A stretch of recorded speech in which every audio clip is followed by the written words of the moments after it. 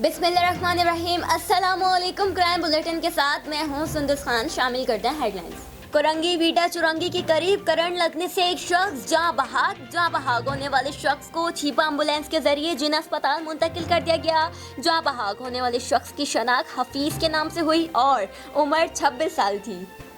गुलशन Moti Mahal stop के करीब traffic हादसे में एक बच्चा जहां बहाक हो गया। जहां बहाक होने वाले बच्चे को अब्बासी अस्पताल मुंतकिल कर दिया गया। जहां बहाक होने वाले बच्चे की शनाख्त रहीम अहमद के नाम से हुई और उम्र 11 साल थी।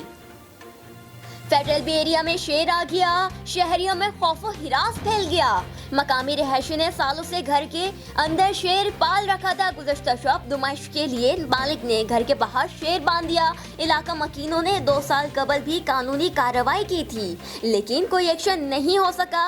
इलाका मकीनों ने इंतजामिया से फौरी कार्रवाई करने का मुतालबा कर दिया। जिला लोधरा में DPO सैयद करार हुसैन की सर्कल दुनियापुर के अफसरान के साथ क्राइम मीटिंग की गई। मीटिंग में DSP दुनियापुर और तमाम तफ्तीशी अफसरान और मुहर्ररान ने शिरकत की। मीटिंग में मुकदमात की तफ्तीश और पुलिस वर्किंग और सर्कल के थानों की कारकर्दगी का जायजा लिया गया। सैयद करार हुसैन का कहना है कि पुलिस का काम ही जराइम की रोकथाम करना है।